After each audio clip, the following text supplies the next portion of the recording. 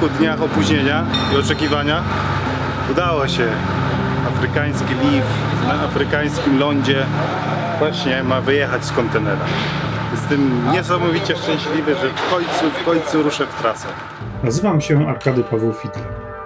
Overlanding i w moim przypadku dalekie podróże samochodem jest moją pasją i pracą jednocześnie. Fascynują mnie drogi i to, co po drodze.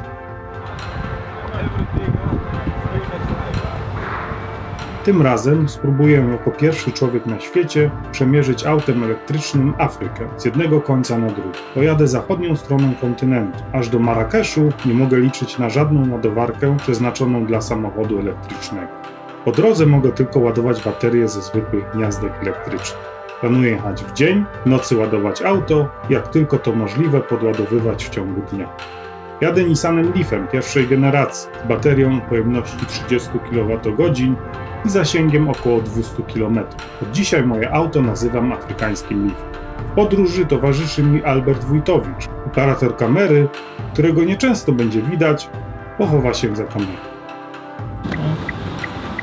Muszę się trochę przyzwyczaić, bo tutaj w RPA jeździ się po lewej stronie drogi. Tak dziwnie człowiek się czuje.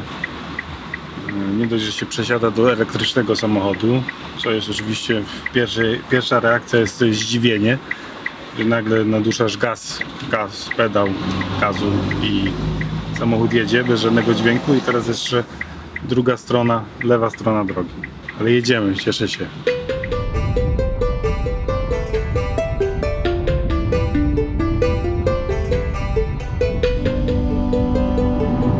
Przede mną kawał drogi do pokonania, przynajmniej 15 tysięcy kilometrów. Przez miejsca, w których samochód elektryczny jeszcze nigdy nie był, nigdy nie przejechał.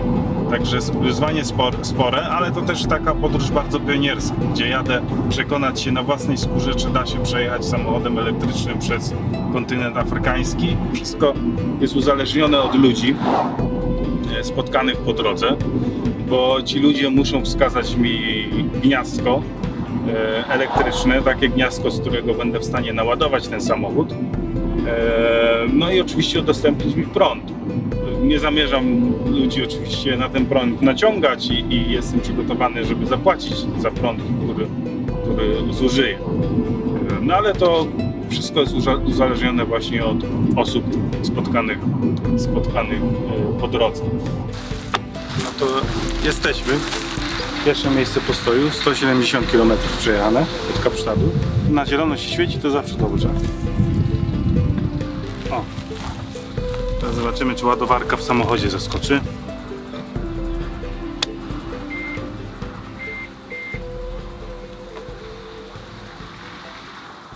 Działa!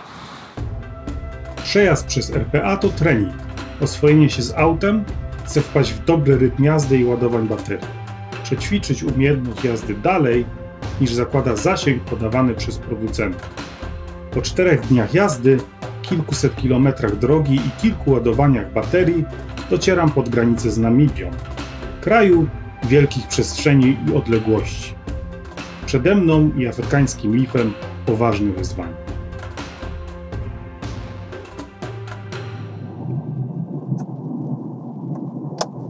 Tam jeszcze jakieś 10 km do granicy. Zastanawiam się, jaką drogą jechać, czy główną drogą asfaltową, czy zboczyć trochę na taką boczną drogę, szutrową, znacznie ciekawszą. Mam dylemat, no bo samochód, generalnie ideą podróży jest, żeby przejechać jak najłatwiejszą drogą, żeby po prostu dotrzeć do mety. To jest cel podróży, dotarcie do końca podróży. A na drogach szutrowych, no jednak samochód trochę w kość może dostać. I mam taki dylemat, którą drogą pojechać. Kusi mnie ta droga szutrowa, bo w Namibii są niesamowite szutry. Setki, tysiące kilometrów niesamowitych szutrów, pięknych, gładkich. Ale jednak tam jest tarka, są kamienie, nieraz są wyboje. Nie jest to samochód z napędem na 4 koła, z wielkimi kołami przystosowanymi do szutrów, więc stąd dylemat.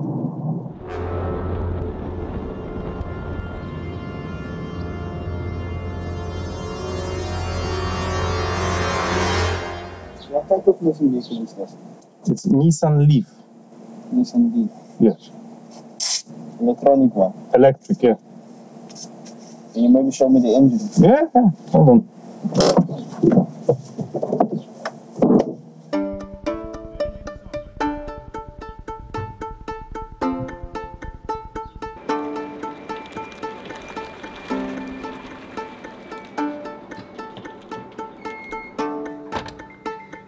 Jestem tuż za granicą.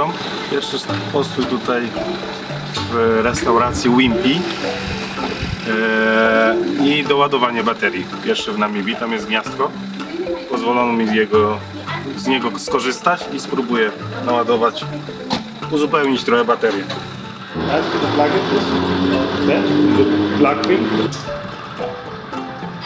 Push it to there, yeah, oh, like that. Yeah, fine. Green light? Green light? Yeah? Yes, yes.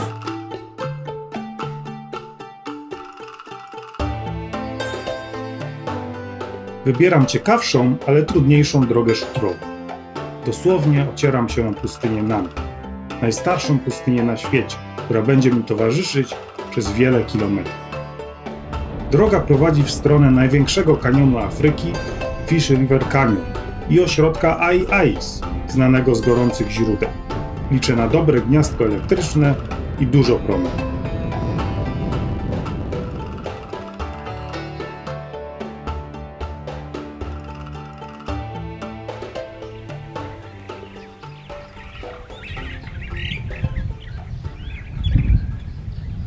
Piąty dzień, drugi dzień w Namibii. Spore wyzwanie dzisiaj. 211 km do Keetmans Shop albo Keetmans Shop, zależy jak kto mówi. No wyzwanie spore, bo dużo podjazdów. No ten zasięg z podjazdami to tak będzie na styk. Muszą tutaj rzec. No i do tego prawie 170, może trochę ponad 170 km dróg szutrowych. Do tego tarka. Także wyzwanie dla samochodu może być dzisiaj spore. Zobaczymy, jak sobie poradzimy.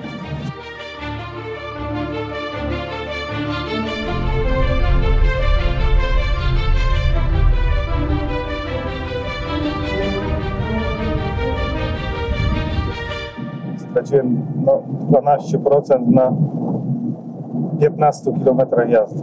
Jest dosyć sporo.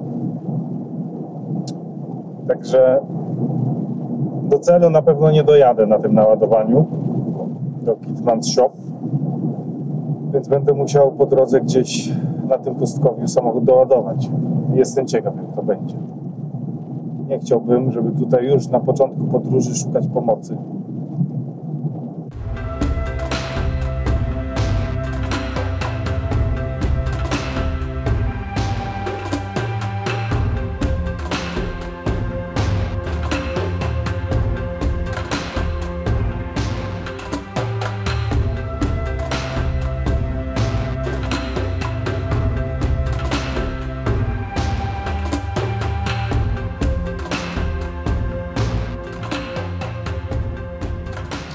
Niestety znowu trzeba się znosić. I do celu mam 159 km i zasięg 144, także jest kiepsko. Szczęście, że jakieś 25 km jest jakiś i tam mam nadzieję znaleźć gniazdo. Tarka. Straszliwa tarka. Powoli zaczynam żałować, że tu przybyłem. Mogę jechać sobie spokojnie asfaltem. Zlekceważyłem element wypracowany jeszcze przed wyruszeniem do Afryki strategii jazdy. Mam jechać tak, aby dojechać. Wybierać najłatwiejsze, najkrótsze i jeżeli to możliwe główne drogi. Aby się stąd wydostać, liczę na elektryczne szczęście w napotkanym po drodze Roadhouse. To jest to miejsce. To miejsce, które odpowie na pytanie, czy będę kontynuował podróż Electric Explorer, czy tutaj już w Namibii się ona zakończy. Żartuję oczywiście, czy są inne możliwości ratunku, ale to jest taka już podstawowa. Prąd.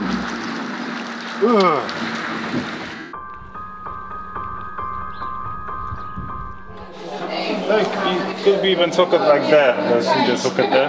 Something Yeah, like if you that. get a longer lead, then it will be okay. I have. You have a longer lead? Yeah, I have long reach. If it reach under your car, no problem. You should, yeah. Yeah, then there's no problem. Then Yeah? you can help. Oh, thank you. I'll try this one. If not, maybe I'll get a little bit closer. Yes, yes, yes. No Yeah? problem. Yeah, we can try. Oh, can I drive maybe there a little bit closer? Yeah, you can, you can. Okay, fantastic. Ooh, you saved me.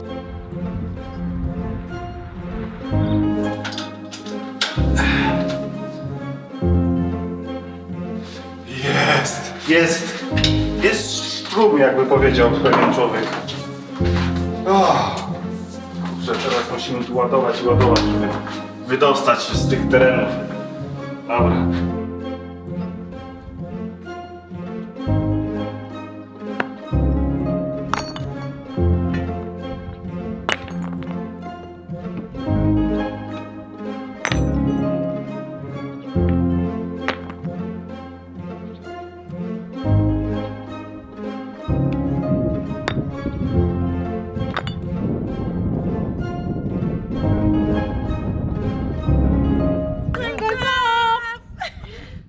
Udaje się wystarczająco podładować baterię, by dotrzeć do Hitman's Shop i następnego zaplanowanego miejsca postoju.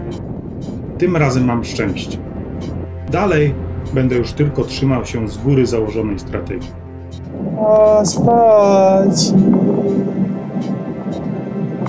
Piękny, gładki, a spać daje.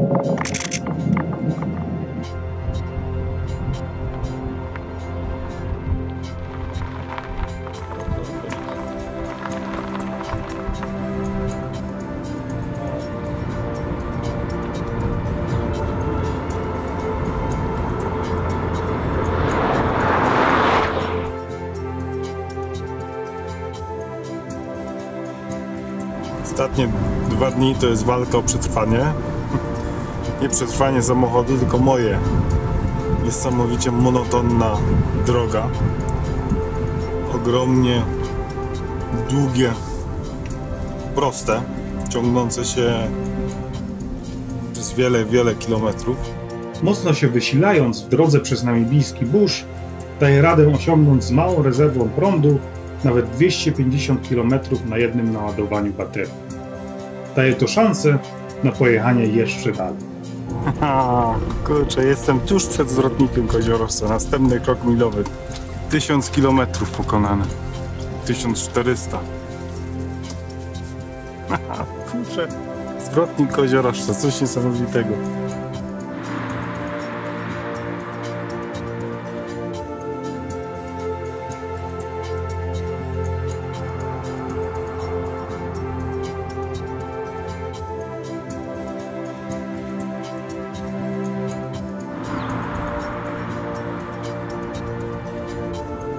Kilka ładowań później docieram do Parku Narodowego Etosha, przez który prowadzi najkrótsza droga w stronę granicy z Angolą.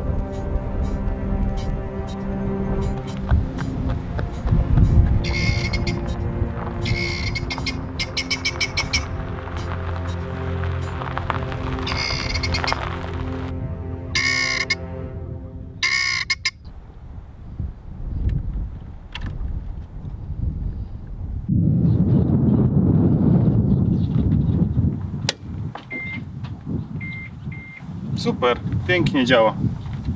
Wszystko gra. Można rozbijać namioty.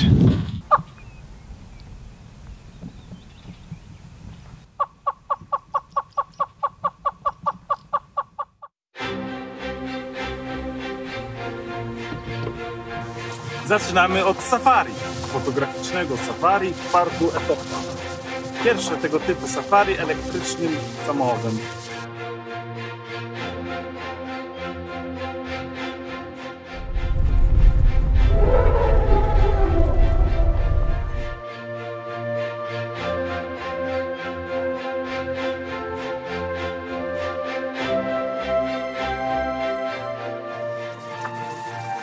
Park jest ogromny.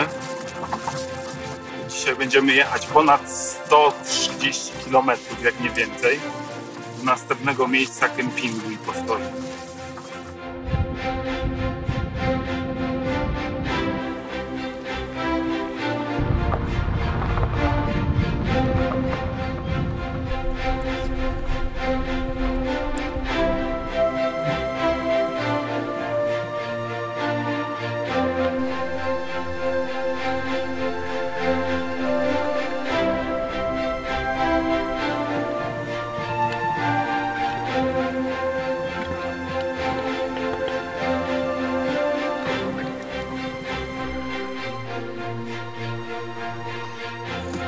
To ale było spotkanie ze słoniem niezłe. Drogi widzu, Targetosza jest pełna atrakcji.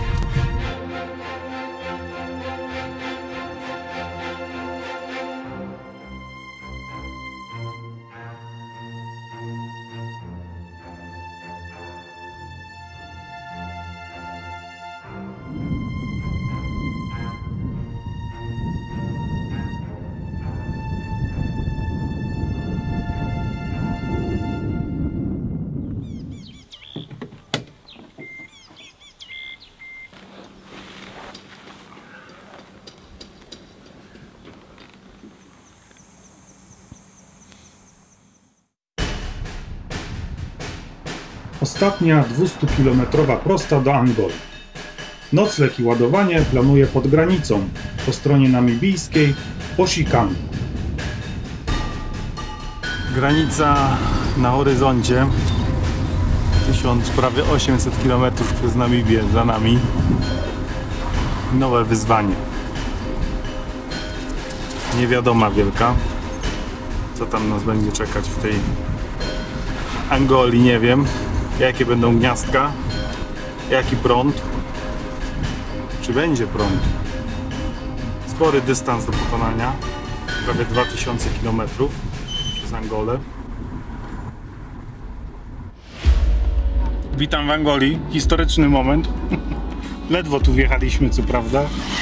Trochę było problemów na granicy, ale udało się po całych 2,5 godzinie na granicy. Wjechaliśmy do Angolii, już jedziemy po normalnej stronie drogi w kierunku Luandy. Angola to kraj turystyczny nie do końca znany. Od 1975 do 2001 roku był całkowicie pochłonięty krwawą wojną domową. Dziś otwiera się na turystykę. Nie wiem jednak, czego się spodziewać, w szczególności od strony jakości gniazdek elektrycznych i infrastruktury elektrycznej. Jadę do najbliższej miejscowości Shangongo, oddalonej od granicy jakieś 150 km.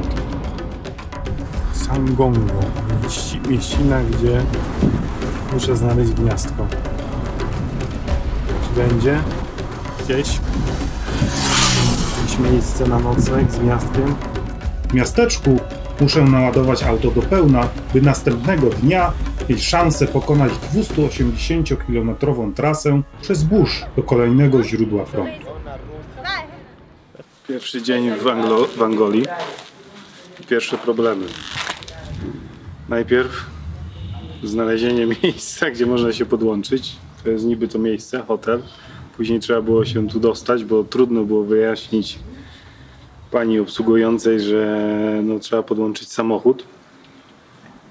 I trzeci problem jest taki, że nie ma jeszcze prądu. Prąd włączają o godzinie 18, czyli za jakieś 15 minut.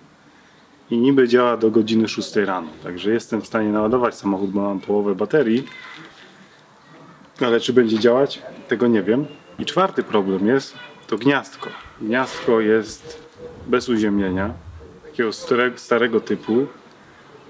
No i jestem ciekaw, czy ładowarka zaskoczy. Pani zasugerowała lepsze gniazdko. Jest takie w stylu południowoafrykańskim. Chcę zobaczyć, czy zadziała.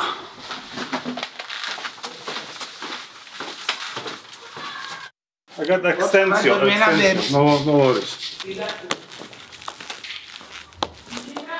Desliga aquela água que tu vai consumir. Esse jogo aí preto leva, pra começar a fazer no lado.